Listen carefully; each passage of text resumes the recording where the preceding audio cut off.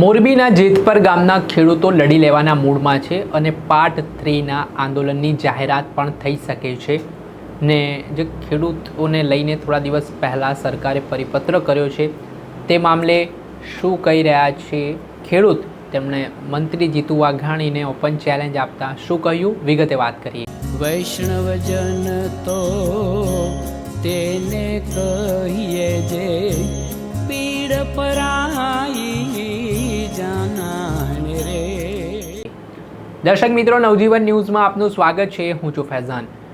હાલ મોરબીના જેતપર ગામે જે વીજ થાંભલાને લઈને ખેડૂતો ઘણા દિવસોથી વિરોધના મૂડમાં જોવા મળી રહ્યા છે।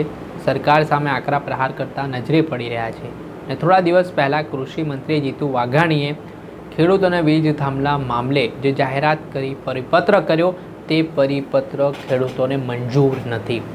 ખેડૂતોનું આંદોલન હજી પણ યથાવત જોવા મળી રહ્યું છે ને ખેડૂતોની માંગ છે કે જેમ રાજસ્થાન સરકાર દ્વારા 4 ગણા જેટલી રકમ આ વીજ થાંભલા મુદ્દે ચૂકવવામાં આવે છે તે પરિપત્રના આધારે કેન્દ્ર સરકારનો જે પરિપત્ર છે તેના લક્ષીને ગુજરાતમાં પણ આવી રકમ ખેડૂતોને ચૂકવવામાં આવે, નહીંતર આ આંદોલન યથાવત રહેશે।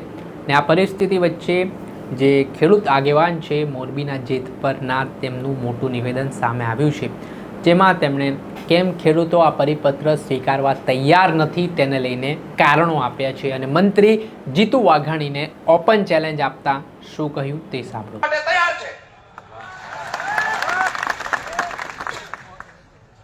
બીજી વસ્તુ, હા, જૂની ગાઈડલાઈન હતી રાજ્ય સરકારની કે કોરિડોર માટે 25% વળતર મળતું હતું, પણ કેન્દ્ર સરકારમાં તો 30% જ હતું, તો ઈ એમને શું કર્યું, સુધારીને 30% કરી દીધું। આપણને જે અન્યાય થતો હતો ઈ। પછી મારે કેવું છે કે જીતુભાઈ, તમે જે પ્રેસ કોન્ફરન્સ કરી, તમારા સચિવોએ આ પત્ર તૈયાર કર્યો, તમે બધાય ભણેલા ગણેલા છો કે અભણ છો? આ હું કહું છું, તમારા સચિવો ભણેલા છે કે અભણ છે? આ પરિપત્ર જેને ડ્રાફ્ટ કર્યો છે એ વ્યક્તિ ભણેલ છે કે અભણ છે? તમે આમાં શું લખ્યું છે તમને ખબર છે? જીતુભાઈ, તમે આ વાંચ્યું છે કૃષિ મંત્રી તરીકે? નથી વાંચ્યું। જો વાંચ્યું હોય ને તો તમે એ રીતના બોલો નહીં। જીતુભાઈએ શું જાહેરાત કરી? વળતર 100% અને આગોતરું આપશું, આવું જાહેરાત કરી। હવે હું આમાં તમને વાંચીને સંભળાવું। જીતુભાઈ કે જાહેરાત કરી 100% વળતર અને આગોતરું પછી કામ ચાલુ, આવું કીધું ભાઈ? હું ભૂલતો નથી ને? આવું જ કીધું ને? આપણે ખેડૂતો આવું જ સમજાતા ને કે 100% વળતર એડવાન્સમાં આપી દેવાનું પછી કામ ચાલુ કરવાનું, આવું કીધું? હવે જો જીતુભાઈ પરિપત્રમાં લખ્યું છે, જિલ્લા કલેક્ટર પેરા નંબર 6, હું કહી દઉં એ એમને, બરોબર? પેરા નંબર 6 માં વહીવટી પ્રક્રિયા કરીને લખ્યું છે, એટલે જીતુભાઈને ન મળે તો હું કહી દઉં। એટલે પેરા નંબર 6 વહીવટી પ્રક્રિયા, જિલ્લા કલેક્ટર શ્રી સમિતિ દ્વારા નક્કી થયેલ બજાર ભાવના આધારે વળતર ચૂકવવાની શરતે ટ્રાન્સમિશન લાઇનની ભૌતિક કામગીરી કોઈ પણ અડચણ વિના, ભૌતિક કામગીરી એટલે જે વાડી થાંભલા નખાય ઈ કોઈ પણ અડચણ વિના ત્વરિત આગળ વધારવાની મંજૂરી આપી શકશે। ત્વરિત, તાત્કાલિક આગળ વધારવાની મંજૂરી આપી શકશે। તો આમાં 100% વળતર ક્યાં ગયું? શું કીધું? વળતર ચૂકવવાની શરતે, ચૂકવી દીધા પછી નહીં। શું લખ્યું છે? ખાલી કંપનીને એટલું કહેશે તમારે આને વળતર ચૂકવી દેવાનું, એ શરતે તમે કાલથી કામગીરી ચાલુ કરી દો। તો આપણું 100% વળતર ક્યાં ગયું? આપણું આગોતરું વળતર ક્યાં ગયું? હાલો, આ જીતુભાઈ તમે લખીને આપ્યું છે, આ વાંચ્યું છે? પછી સાંભળજો, પેરા નંબર 7 માં એવું લખ્યું છે, ચૂકવણીની રીત અને શરતો। જમીન માલિકને ચૂકવવા પાત્ર નુકસાન અંગેના વળતરની ચૂકવણી એક સાથે, સાંભળજો, એક સાથે અને ખેડૂતની સંમતિના આધારે કામગીરી શરૂ કરતા પહેલા અગાઉથી કરવાની રહેશે। શું કીધું? કામગીરી શરૂ કરતા પહેલા અગાઉથી કરવાની રહેશે। ઉપર શું લખ્યું પેરા 6 માં? કલેક્ટરને શેની સત્તા આપી? કે વળતર ખાલી ચૂકવવાની શરતે કંપનીને કામ કરવાની મંજૂરી આપી દો। તો જીતુભાઈ, આમાં તમે પેરા 6 માં સાચા છો કે 7 માં સાચા છો? આનો છે જવાબ જીતુભાઈ પાસે? આપણે માંગવો જોઈએ કે ના માંગવો જોઈએ? એક જ પરિપત્રમાં 2 જગ્યાએ, એક જગ્યાએ કલેક્ટરને કીધું કે તમે મંજૂરી આપી દો, ભલે કામ ચાલુ રહે, નીચે આપણને ખેડૂતોને એવું કીધું તમને 100% વળતર એડવાન્સમાં મળી જશે। તો સાચું કયું? બેમાંથી સાચું કયું? તો આવો પરિપત્ર કરે એને અભણ કહેવાય કે ભણેલા કહેવાય? અભણ કહેવાય કે ભણેલા કહેવાય? તો જીતુભાઈને કહું છું, જીતુભાઈ આ સ્પષ્ટતા કોણ કરશે? કે તમે ખાલી વાય વાય. હવે મારા ગુજરાતની જનતાને, જે મારા ખેડૂત પરિવાર છે 56 લાખ, એ સિવાયની જનતાને કહું છું કે રાજ્ય સરકાર આવી બનાવટ કરે અમારા ખેડૂત પરિવાર હારે, આવી રીતના ખોટા પરિપત્રો બહાર પાડે, ખેડૂતોની બનાવટ કરે, જગતતાપની બનાવટ કરે, તો તમે જનતા, ગુજરાતની જનતા હવે આ સરકારના વખાણ કરશો? હવે જીતુભાઈના વખાણ કરશો? બરોબર. બીજી વસ્તુ તમને આગળ કહી દઉં. હવે એને એવું નક્કી કર્યું કે તમારી જમીનની કિંમત જે છે એ માર્કેટ રેટ પ્રમાણે આપશું. એ સારી બાબત છે, હું સ્વીકારું છું અને આવકારું છું. તમે માર્કેટ રેટ પ્રમાણે આપશો, પણ માર્કેટ રેટ નક્કી કોણ કરશે? કમિટી. કોણ નક્કી કરશે? કમિટી. તો કમિટી કેવી રીતે બનશે? તો કે કમિટીની અંદર 3 સભ્ય રહેશે. એક ખેડૂતનો, એક કંપનીનો અને એક કલેક્ટર પોતે. એ એના અધ્યક્ષ હશે. હવે બધાને એમ થયું સભ્ય એટલે ખેડૂતના મનમાં એવું છે કે મને અહીંયા મોકલી દે, તમને નહીં હો, તમારે જવાનું નથી. તમારે કોને મોકલવાનો છે? સરકાર માન્ય જે વેલ્યુઅર હોય, એ સરકારના લિસ્ટમાં જે વેલ્યુઅર હોય ને એને તમારે એમ કહેવાનું કે આ 10 માંથી 1 જણો અમારા વતી આવશે. સરકારના લિસ્ટમાં જે માણસ છે, જે સર્ટિફાઈડ વેલ્યુઅર, એમાંથી કોઈ પણ એક વેલ્યુઅર તમારે સિલેક્ટ કરવાનો, ઈ વેલ્યુઅર નક્કી કરશે. એટલે તમારો કોઈ સભ્ય નહીં, તમે નહીં, કોણ જશે? વેલ્યુઅર. ઈ વેલ્યુઅર ક્યાંથી લેવાનો? આપણે તમારા ગામમાંથી, મારા ગામમાંથી નહીં. ઈ વેલ્યુઅર કોને લેવાનો? આપણે લેવાનો. આપણે પણ લેવાનો ક્યાંથી? આ તો મેં તમને એમ કીધું કે તમારે જે માલ ખરીદવો એ ખરીદવાની છૂટ, પણ લેવાનો મારી દુકાને. તો પછી કેવો માલ આવે? કેવો માલ આવે? મારી દુકાન સિવાય કઈ લેવાનો નહીં. સર્ટિફાઈડ વેલ્યુઅર જે છે એ લેવાના. તો ખેડૂતના પાસે હોય સર્ટિફાઈડ વેલ્યુઅર, તો આમાં એવી જોગવાઈ કરવી જોઈએ કે ગ્રામ પંચાયતની સમિતિ બને અને એ સમિતિ જે ભાવ નક્કી કરે એ ભાવ હોવા જોઈએ. આ મારી સલાહ સાચી છે? યોગ્ય લાગે છે કે મારા ગામની અંદર છે, મારા ગામની સમિતિ બને, એ ભાવ નક્કી કરે, એક એનો વેલ્યુઅર ભાવ નક્કી કરે, અને કલેક્ટર. પછી સાંભળજો, આ લોકો કાગળ ઉપર, મને ખબર નહીં એમની શું મજબૂરી છે કે આટલી બધી કંપનીની ફેવર કરે છે. આપણે 56 લાખ ખેડૂતો એટલે લગભગ આપણે એની સરકાર ધારીએ ત્યારે પાડી દઈ. આટલા મત હોવા છતાંય આપણી બીક નથી. કંપનીની શું કામ જાજી બીક છે? આમાં એક વસ્તુ એવી લખી કે 2 વેલ્યુઅરના રિપોર્ટ આવી ગયા. શું આવશે? રિપોર્ટ એ બંધ કવરમાં, સીલ કવરમાં. એટલે આપણને તો ખબર જ નહીં પડે ખેડૂતને કે આપણા વેલ્યુઅરે શું ભાવ મોકલો, એ આપણને ખબર નહીં પડે. કંપનીના વેલ્યુઅરે શું ભાવ મોકલો, એ આપણને ખબર નહીં પડે. કલેક્ટરના વેલ્યુઅરે શું ભાવ નક્કી કર્યો, એ આપણને ખબર નહીં પડે. 3 બંધ કવર એની પાસે ગયા. પછી 2 કવર ખોલશે. શું કરશે? 2 કવર ખોલશે. એ 2 કવર ખોલ્યા પછી માની લો કે 2 નો ભાવ છે 20% થી વધારે ડિફરન્સ નથી રહેતો, તો શું કરવાનું? 2 ની એવરેજ કાઢી લેવાની. શું કરવાનું? માની લો એકમાં ભાવ 50 રૂપિયા છે, એકમાં ભાવ 100 રૂપિયા છે, તો કેટલો ડિફરન્સ રહ્યો? 50% નો. તો હવે એને શું કીધું ખબર છે? તો તમારે કયો ભાવ ગણવાનો? નીચો ભાવ છે ને એમાં 10% ઉમેરવાનો. એટલે નીચલો ભાવ કેટલો છે? 50. 50 માં 10 ઉમેરો તો કેટલા થાય? 60. આપણી વેલ્યુ કેટલી હતી? 100. તો 100 ની જગ્યાએ આપણને કેટલા મળે? 60. વિચાર કરો. એમ નથી કેતા કે ઊંચો ભાવ છે એમાંથી 10 ઓછા કરવાના, તો 100 ના 90 આપણને આપી દે, મંજૂર કે નહીં? નહીં. કંપનીને નુકસાન ન જવું જોઈએ, ખેડૂતો ભલે નુકસાન ભોગવે. કયા ભાવ લીધા એને? નીચા, એમાં 10% ઉમેરવાના. એવું નહીં કે ઊંચામાં 10% ઓછા કરી, તો 100 ના 90 થાય. આ કેટલા થાય? 50 ના 60. સમજ્યા તમે? બીજી વસ્તુ એને આમાં એવી જોગવાઈ કરી કે માની લો તમે એમ કીધું કે 50 ના 60 થઈ, મને મંજૂર નથી, આપણે ના પાડી દીધી. તો એ શું કરશે? ત્રીજા વેલ્યુઅરનું જે કવર હતું ને, બંધ સિક્રેટ કવર, ઈ ખોલશે. પછી માની લો એમાં ભાવ નીકળો 80 રૂપિયા.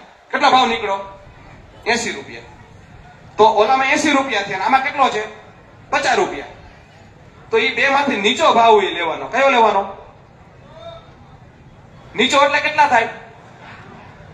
તો ઊંચો ભાવ નહીં, કારણ કે નીચો લઈએ તો પૈસા કેને ઓછા દેવા પડે? કંપનીને. અને ઊંચો ભાવ લઈએ તો પૈસા કેના ખિસ્સામાં વધારે જાય? તો ખેડૂતના ખિસ્સામાં પૈસા વધારે જાય એવું આ લોકો, વધારે એટલે આપણા હકના છે, આપણને સારું વળતર મળે એની વાત છે. તો ભાઈ તમે આ નીચો શું કામ શબ્દ વાપરો? નહીં એવરેજ. એવરેજ એ નથી કહેતા હો કે ભાઈ 2 ભાવ આવ્યા, એક 50 આવ્યો ને એક 80 આવ્યો, 2 ની એવરેજ કરો તો કેટલા થાય? તો 65 થાય ને. અને નીચો કેટલા થાય? 50. તોય આપણને પણ એવરેજ નહીં, ઊંચો ભાવ નહીં, પણ કયો લેવાનો? નીચો ભાવ. તો હવે આમને લાજ શરમ નેવે મૂકી દીધી, કહેવાય કે ન કહેવાય? લાજ શરમ નેવે મૂકી દીધી કહેવાય કે ન કહેવાય?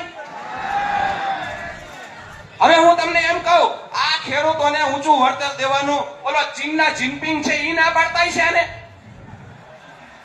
પાકિસ્તાનના નવાઝ શરીફ ના પાડતા છે. કોણ દબાણ ઊભું કરતું હશે આમની ઉપર? કોણ દબાણ ઊભું કરતું હશે? અને ખેડૂતોના હકની વાત છે. પછી તમને કહી દઉં કે આપણે વાત છે ની કઈ રીતે માંગણી કે ભાઈ અમારી 10 વીઘાની જમીનમાં એક થાંભલો આવે તો મારી 10 વીઘાની આખી જમીનની કિંમત ઘટી જાય. મારું 5 વીઘાનું કટકું હોય અને એમાં થાંભલો તાર આવે તો મારું 5 વીઘાની કિંમત ઘટી જાય. તો એ તો આપણને વળતર આપ્યું જ નથી. હજી એ વળતર આપણું એક લેવાનું બાકી છે. બીજી વસ્તુ, રાજસ્થાનમાં 400% વળતર મળે. કેટલું? તો 200% તો ભારત સરકારે કેદુનું કીધેલું છે. તો તમે અમને આપ્યું શું? તો રાજસ્થાનમાં 400% વળતર છે તો ગુજરાતમાં કેમ નહીં? આનો જવાબ મને આપે જીતુભાઈ કે ભાઈ ગુજરાતના ખેડૂતોને અમે એટલા માટે 400% નથી આપવા માંગતા કે એના આટલા કારણ છે. કારણ જણાવે કાલ પ્રેસ કોન્ફરન્સ કરીને. હું અમને ચેલેન્જ આપું છું, તમે કારણ જણાવો. તમારે કારણ યોગ્ય હશે તો અમે ગુજરાતના ખેડૂતો સહમત થશું, અને યોગ્ય નહીં હોય તો તમારે વળતર આપવું પડશે. બરોબર છે ને? કારણ જણાવો કે ભાઈ અમારે ગરીબોને ઝૂંપડામાં મફત વીજળી આપવી છે, બરોબર છે, એટલા માટે તમને વળતર નહીં આપીએ. અમારે ખેડૂતોને અડધી કિંમતે વીજળી આપવી છે, એટલા માટે તમને વળતર નહીં આપીએ. તો આપણે સહમત થશું, 200% લઈ લેવું. પણ નહીં, ત્યાં તો પૂરા પૈસા લેવાના છે જીએસટી લગાડીને. શું લગાડીને? જીએસટી લગાડીને. સરકારની તિજોરી ભરાય, કંપનીની તિજોરી ભરાય, ખેડૂતનું જે થવું એ થાય. એટલે આ જે કાયદાકીય પ્રશ્ન. પછી બીજી વસ્તુ, 30% વળતરની વાત કરી આપણને કે તાર નીકળે એનું 30% વળતર. ઈ 30% વળતર સેના 30% ગણવાના. ટાવરનું આપણને એમ કીધું 200% વળતર આપશું. એટલે આપણે માર્કેટ પ્રમાણે મીટરનો ભાવ 100 રૂપિયા થયો કમિટીનો. હમણાં મેં કીધું ને એવી ઓલી સાચી ખોટી કમિટીએ માની લો 100 રૂપિયા નક્કી કર્યા. ઈ 100 રૂપિયા પ્રમાણે ટાવરનું વળતર કેટલું આપવાનું થાય? 200 રૂપિયા મીટરે. કેટલું આપવાનું થાય? 200 રૂપિયા. હવે જો વાયર નીકળે છે, તમને ખબર છે ટાવરનું વળતર છે ને એનું ક્ષેત્રફળ 5% નહીં થાય. તાર રહ્યું ને તારનું એના કરતા 10 ગણું ક્ષેત્રફળ થાય, એટલે એનો ભાવ નીચો રાખ્યો છે. હવે માની લો 30% વળતર કીધું તો 100 રૂપિયા ભાવ છે તો 100 ના 30% એટલે કેટલા રૂપિયા થયા? 30 રૂપિયા. ટાવરના તમે 200 આપો છો તો એ 200 ના 30% અમને આપો ને. 200 ના 30% આપો. આ 30% કીધા પણ તમે શેના 30% એ તમે નક્કી કરો. મૂળ ભાવના 30% કે 200 કરીને એના 30%, આમાં ફિક્સ કરેલું નથી. એટલે આપણને છે ને જે ભાવ 400% ભાવ થાય 4 ગણો, 100 રૂપિયા 400 રૂપિયા લેખે ટાવરનું આપે અને એના 30% એટલે 120 રૂપિયા લેખે આપણને કેનું આપી દઈએ? વાયરનું. આ રીતના વળતરની આપણી ડિમાન્ડ છે.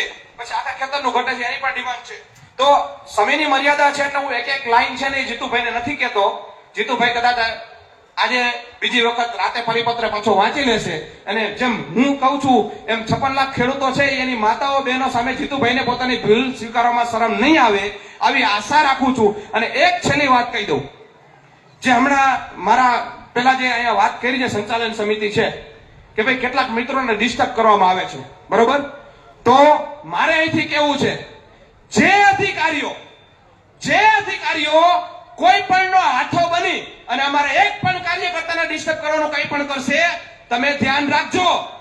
અમે 56 લાખ ખેડૂતોનો પરિવાર છીએ. તમે જ્યાં નોકરી કરી છે ત્યાં તમે શું કર્યું છે, કેવા કામ કર્યા છે, કેવી તમારી કુંડળી છે, અમે પાછળ પડી આઈટીઆઈ કરી અને તમારા તપેલા જણાવી દેશું.